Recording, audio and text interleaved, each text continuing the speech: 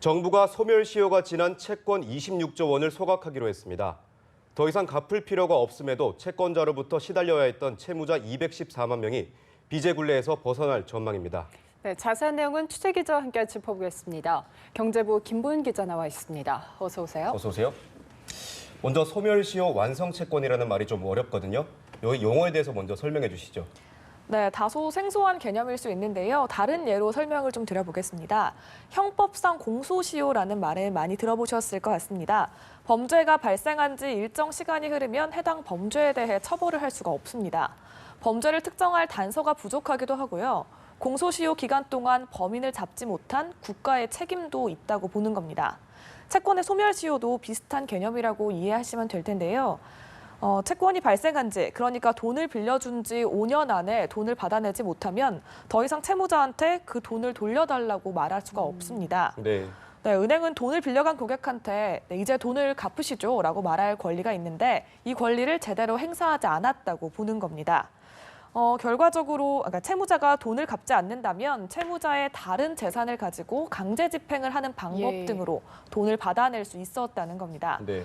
네, 그럼 결과적으로 채권의 소멸시효가 지나면 은행은 돈을 돌려달라고 말할 권리가 사라지고요. 채무자는 더 이상 돈을 갚을 의무가 사라집니다. 네. 사실상 그 채권은 죽은 채권이 되는 셈인데요. 이런 채권을 소멸시효가 지난 채권이다. 즉 소멸시효 완성 채권이다. 이렇게 부릅니다. 네, 말씀대로라면 이 소멸시효 완성 채권은 아무런 힘이 없는 채권인데 네. 이걸 없애주는 게 왜 서민들의 빚 부담을 줄여준다는 거죠? 네, 왜냐하면 이 소멸시효가 지난 채권이 부활하는 경우가 있습니다. 네. 여기에는 금융권의 꼼수도 좀 숨어 있는데요. 돈을 빌리고 나서 시간이 지나면 돈을 갚을 의무가 사라진다는 걸 알고 있는 채무자가 그리 많지 않습니다. 네. 네, 이런 채무자들이 갚을 의무가 이미 없어진 돈인데 그걸 모르고 아주 일부라도 갚게 되면 그 채권이 다시 살아납니다. 네. 돈을 갚아야 할 의무가 다시 생겨버리는 거죠. 특히나 은행들이 소멸시효가 지난 채권을 대부업체에 헐값으로 팔기도 합니다. 네. 그럼 이 대부업체들이 순진한 채무자들한테 접근을 해요. 그래서 원래 당신이 갚을 돈이 1억 원인데 뭐 한 1,000만 원만 먼저 갚으면 원금을 확 깎아주겠다. 이런 네. 식으로 접근을 하는 겁니다. 그러면은 이제 채무자는 이미 갚을 필요가 없어진 돈인데 그 말을 듣고 이 일부를 넘겨주게 되고 그럼 채권이 다시 부활을 하니까 빚의 굴레에서 빠져날 수가 없는 겁니다. 네. 또 은행이 법원에 지급 명령을 신청하게 되면 이 소멸시효가 10년 단위로 늘어날 수 있는데요. 네. 길게는 25년까지 늘리기도 하는데 이게 문제가 채무자가 그 돈을 갚을 능력이 되는지를 따져보고 늘려야 하는데 그런 걸 보지 않고 무분별하게 늘리는 경우가 있어서 문제입니다. 근데 어떻게 보면은 돈을 빌려준 쪽 입장에서는 돈을 돌려받을 수 있는 희망이 생기는 셈인데 네. 채무자는 평생 이 빚의 굴레에서 빠져나갈 수 없는 그런 상황이 되는 겁니다. 그래서 정부가 이번에 내놓은 대책이 이 채권을 소각시킨다는 건데요. 네. 소각이라고 하면은 말 그대로 태워서 아예 없애버린다는 겁니다. 그러면 아예 없던 게 되니까 부활하거나 연장할 채권 자체가 없기 때문에 채무자들은 이 부담에서 완전히 벗어날 수 있게 되는 겁니다. 네, 그럼 정부 계획을 한번 다시 짚어보죠. 일단 이번 달 말까지 소각하겠다는 그 채권이 21조 원이 넘네요.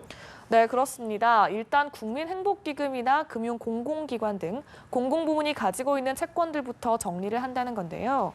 소멸시효가 지난 채권이 21조 7천억 원어치고요. 채무자는 무려 123만 명입니다.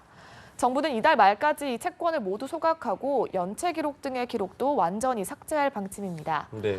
혹시라도 금융공공기관의 연체 기록이 남게 되면 금융거래를 하는데 제한이 생길 수 있기 때문인데요. 네. 사실 소멸시효 완성 채권을 소각시키겠다는 건 문재인 대통령이 후보 시절부터 공약으로 내세웠던 부분입니다. 네. 그래서 금융위원장도 계속 강조를 해왔고요. 또 정부는 나아가서 은행이나 보험사 이런 민간 부문이 가지고 있는 채권까지 올해 안에 정리를 하도록 유도를 시키겠다는 계획입니다. 물론 정부가 강제할 수는 없는데요. 민간 부문도 작년 하반기부터 자율적으로 조금씩 소각을 실시하고는 있습니다. 그래서 정부는 최종 결정은 각 기관에 맡기겠지만 공공부문이 채권을 소각한 사례를 전파해서 참고할 수 있도록 지원을 한다는 방침입니다. 이 정부가 추산하기론 민간 부문이 가지고 있는 소멸시효 완성 채권도 무려 4조 원에 육박합니다. 네. 그래서 민간 부문까지 모두 정리가 되면 총 25조 7천억 원의 채권이 소각되고요. 214만 명이 빚의 굴레에서 벗어날 전망입니다. 네, 그런데 이제 걱정스러운 부분이 없지 않을 수가 없는데요. 뭐 어쨌든 돈을 빌렸으면 갚아야 하는 게 인지상정이지 않습니까? 네. 빌려놓고 안 갚은 돈을 뭐 정부가 나서서 없애준다. 이렇게 보면 도덕적 해이를 부추기는 게 아니냐 이런 지적도 있을 것 같은데요. 네, 맞습니다. 일각에서는 그런 얘기가 나오고 있는 게 사실인데요. 정부는 이 논란에 확실히 선을 그었습니다. 갚아야 할 돈을 갚지 말라고 한 게 아니라 안 갚아도 되는 돈 때문에 시달리지 않도록 도와준다는 겁니다. 최종구 금융위원장의 말씀 잠깐 들어보고 가시죠. 들이 본인의 권리를 알지 못하고 제대로 행사하지 못하고 불필요한 고통까지 겪는 일이 없도록 정부가 노력하겠습니다. 네, 보신 것처럼 그 본인의 권리를 제대로 행사하지 못해서 고통을 받지 않도록 도와준다는 겁니다. 사실 금융회사는 채권의 소멸시효가 지나면 그 채권을 손실로 처리를 합니다. 네. 이 말은 곧 금융회사 자체가 그 돈을 돌려받는 걸 포기했다는 뜻입니다. 네. 때문에 정부가 예산을 들여서 채무자의 빚을 대신 갚아주는 개념은 아닌 거죠.